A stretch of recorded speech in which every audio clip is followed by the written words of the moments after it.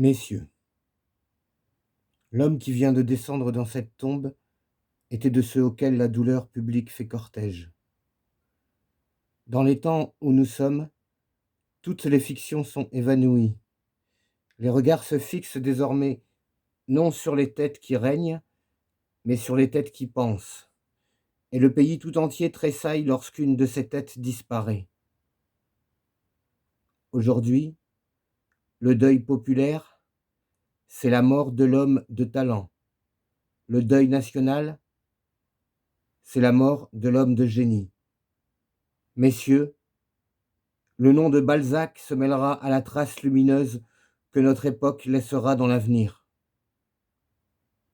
Monsieur de Balzac faisait partie de cette puissante génération des écrivains du XIXe siècle qui est venue après Napoléon, de même que l'illustre Pléiade du XVIIe est venue après Richelieu, comme si, dans le développement de la civilisation, il y avait une loi qui fit succéder aux dominateurs par le glaive les dominateurs par l'esprit. Monsieur de Balzac était d'un des premiers parmi les plus grands, un des plus hauts parmi les meilleurs. Ce n'est pas le lieu de dire ici tout ce qu'était cette splendide et souveraine intelligence. Tous ces livres ne forment qu'un livre, livre vivant, lumineux, profond, où l'on voit aller et venir et marcher et se mouvoir, avec je ne sais quoi d'effaré et de terrible, mêlé au réel, toute notre civilisation contemporaine, livre merveilleux que le poète a intitulé Comédie et qu'il aurait pu intituler Histoire, qui prend toutes les formes et tous les styles, qui dépasse Tacite et qui va jusqu'à Suétone, qui traverse Beaumarchais et qui va jusqu'à Rabelais, livre qui est l'observation et qui est l'imagination, qui prodigue le vrai, l'intime, le bourgeois, le trivial, le matériel, et qui par moments, à travers toutes les réalités brusquement et largement déchirées, laisse tout à coup entrevoir le plus sombre et le plus tragique idéal. À son insu, qu'il le veuille ou non, qu'il y consente ou non, l'auteur de cette œuvre immense et étrange est de la forte race des écrivains révolutionnaires. Balzac va droit au but. Il saisit corps à corps la société moderne. Il arrache à tous quelque chose, aux uns illusion, aux autres espérance, à ceux-ci un cri, à cela un masque. Il fouille le vice, il dissèque la passion, il creuse et sonde l'homme, l'âme, le cœur, les entrailles, le cerveau, l'abîme que chacun a en soi.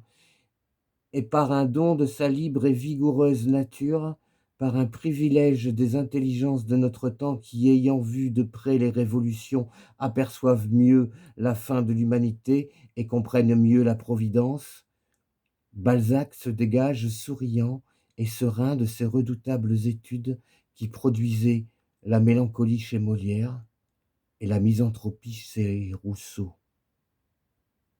Voilà ce qu'il a fait parmi nous. Voilà l'œuvre qu'il nous laisse, œuvre haute et solide, robuste entassement d'assises de granit, monument, œuvre du haut de laquelle resplendira désormais sa renommée. Les grands hommes font leur propre piédestal.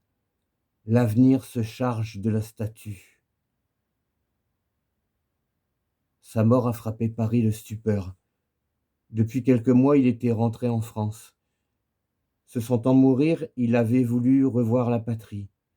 Comme la veille d'un grand voyage, on vient embrasser sa mère. Sa vie a été courte, mais pleine. Plus remplie d'œuvres que de jours.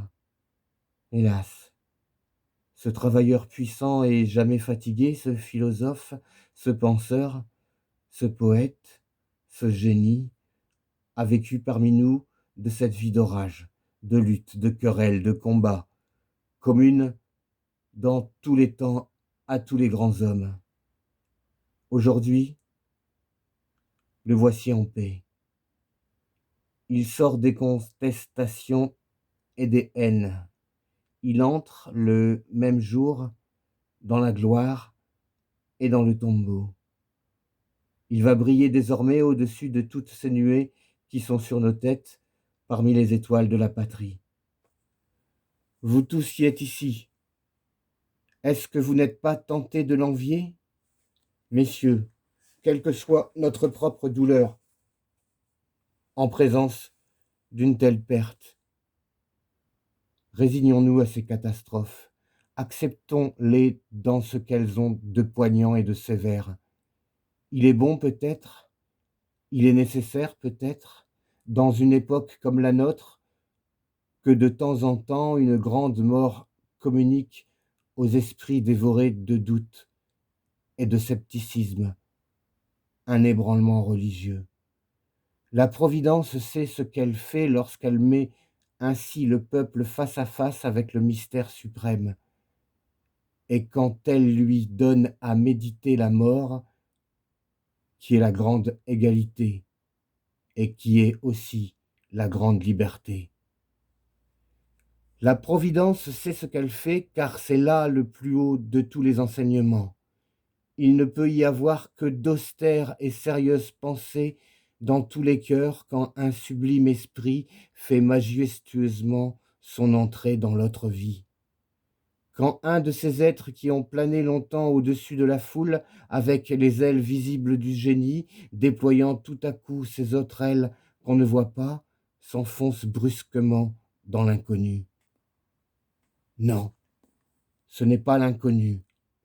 Non, je l'ai déjà dit dans une autre occasion douloureuse, et je ne me lasserai pas de le répéter. Non, ce n'est pas la nuit, c'est la lumière. Ce n'est pas la fin, c'est le commencement. Ce n'est pas le néant, c'est l'éternité. N'est-il pas vrai, vous tous qui m'écoutez? De pareils cercueils démontrent l'immortalité. En présence de certains morts illustres, on sent plus distinctement les destinées divines de cette intelligence qui traverse la terre pour souffrir et pour se purifier et qu'on appelle l'homme. Et l'on se dit qu'il est impossible que ceux qui ont été des génies pendant leur vie ne le soient pas après leur mort.